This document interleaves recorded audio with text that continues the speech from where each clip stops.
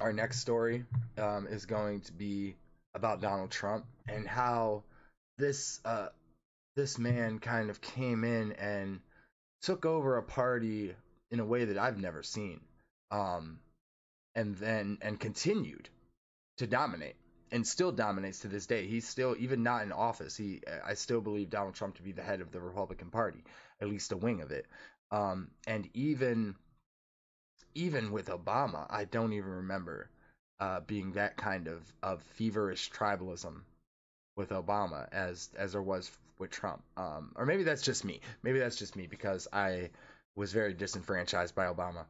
But I don't believe that the two things are the same. So this is from the Huffington Post. Paul Krugman points out that the unusual thing about the GOP cult of Donald Trump.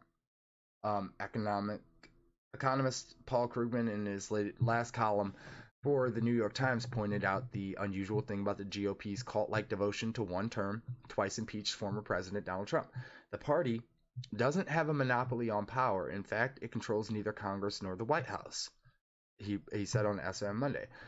Politicians suspected of insufficient loyalty to Donald Trump and Trumpism in general aren't sent to the gulag. At most, they stand to lose intrepidary offices and possibly future primaries.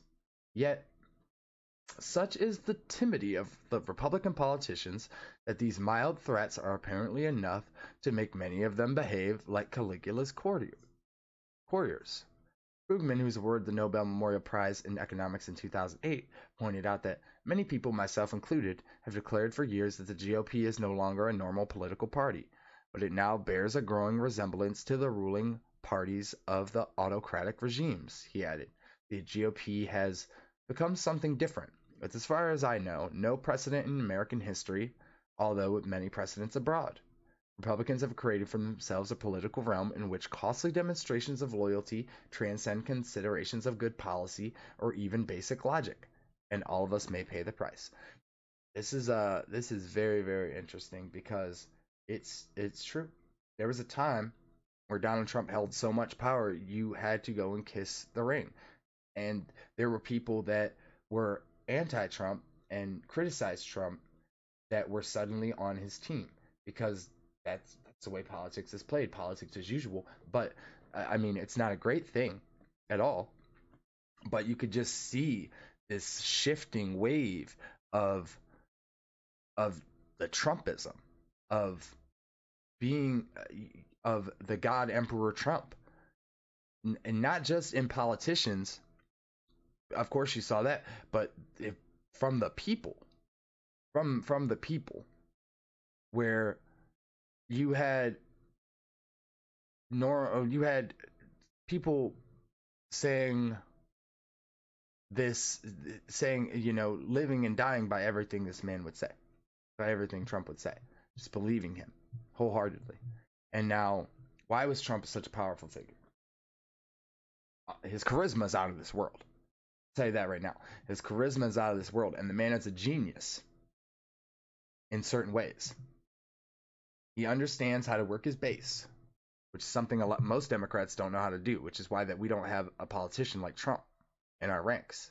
We don't have someone to be passionate and rally behind. Unfortunately. Now, even Trump was so refreshing. Even I'm not a Trump supporter, but he was so refreshing because of how honest he seemed when he said the quiet parts out loud.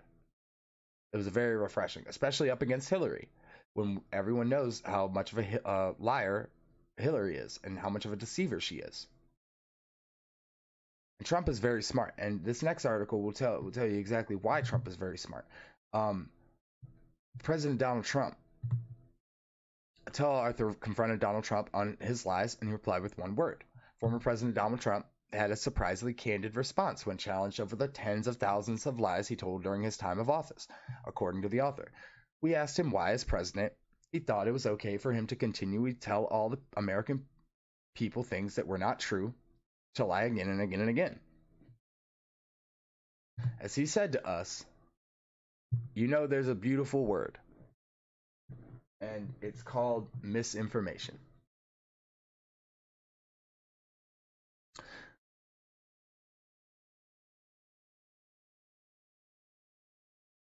Disinformation is a very interesting word. Disinformation means that it's intentionally false information that you put out as a counter, as propaganda that you put out as a counter to the government or the media, towards another government or the media. So it's Trump is admitting here very clearly, saying the quiet part out loud, that he was lying. He admits to it. But the interesting thing is, why was he lying? And his excuse is will be he was lying to combat the media's so-called fake news. He was trolling everybody. That's the whole thing. He was very aware of it. And I am 100%, I don't understand, and as most trolls are, he was very aware of what he was doing. And nobody caught on to it. And I wonder if this will finally wake people up that Trump was just a troll. But he was so great at it. The greatest troll in American history. He set it up to be like that. He set it up and he planned it out and he executed it perfectly.